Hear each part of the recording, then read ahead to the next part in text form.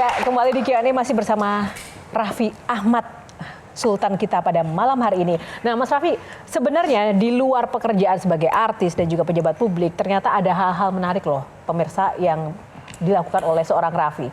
Tapi sebelum kita ulas, buka box dulu di segmen kali ini nomor berapa? 8. Ada makna nggak kalau nomor 8? Karena Presiden Prabowo. Oke.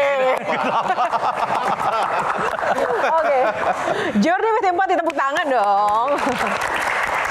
Kenapa tema ini spesial? Karena ini adalah juga penggambaran dari Metro TV perjalanan 25 tahun dengan penuh dinamika sudah mengawal bangsa ini dengan segala macam tujuannya. Nanti mungkin aku juga bisa tanya ke Mas Indra. Kok malah Mas Indra yang ditanya ya? Iya, nah, kenapa ya? Jordi with Empati, bicara soal empati, sosok Raffi ini menurut bocoran yang saya ketahui adalah sosok yang sangat suka menolong orang dan penuh empati. Buktinya ada. Banyak sekali hal-hal yang dilakukan Raffi Ahmad untuk sesama rekan artis, bahkan tidak hanya di kalangan artis aja kan ya Mas Raffi ya, untuk masyarakat umum pada umumnya juga banyakin. Mbak Nunung juga nanti mungkin boleh share.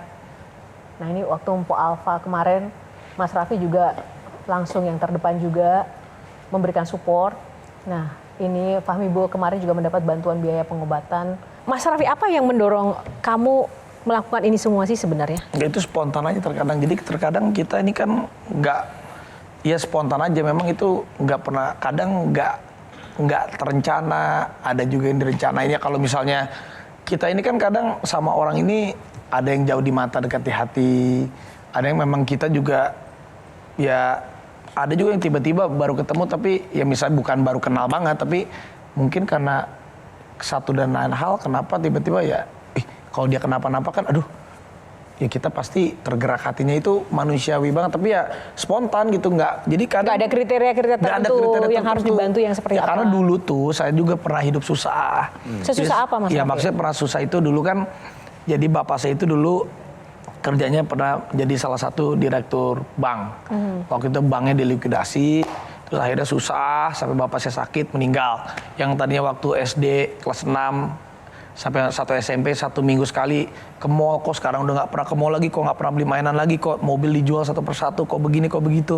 Sampai waktu itu bapak saya sakit-sakitan, sampai pernah mungkin orang tua saya juga jadi pernah minjem uang sana sini, terlilit hutang yang saya SMP saya tadi nggak ngerti sampai jadi ngerti. Tapi kan kita pasti seorang anak kan merasakan hal itu ya. Sampai ngelihat waktu itu juga pernah papa saya waktu masih hidup tengah malam dia nangis susah gitu. Wah, tapi saya diem aja dulu. Jadi terus saya juga kerja, akhirnya pindah, mutusin kerja untuk cari nafkah untuk keluarga. Saya ke Jakarta sendiri, dari naik bis, dari naik mikrolet, dari dibayar 100.000, 200.000, uangnya juga habis buat buat transportasi. Saat kita flashback dulu waktu kita susah, kita tuh ditolong sama orang itu, aduh, bukan masalah besar kecil, tapi dapat perhatian aja, disapa aja, ditelepon aja, ditanya kabar lu gimana, apa yang gue bisa bantu, itu aja kita udah senang banget gitu. Jadi apa ya, dan waktu dulu saya susah, saya nggak pernah lupa sama orang-orang yang pernah nolongin saya.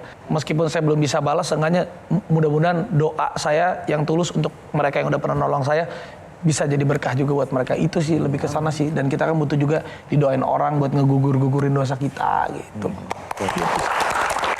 Sesimpel itu aja mikirnya gitu. Jelajahi cara baru mendapatkan informasi. Download Metro TV Extend sekarang.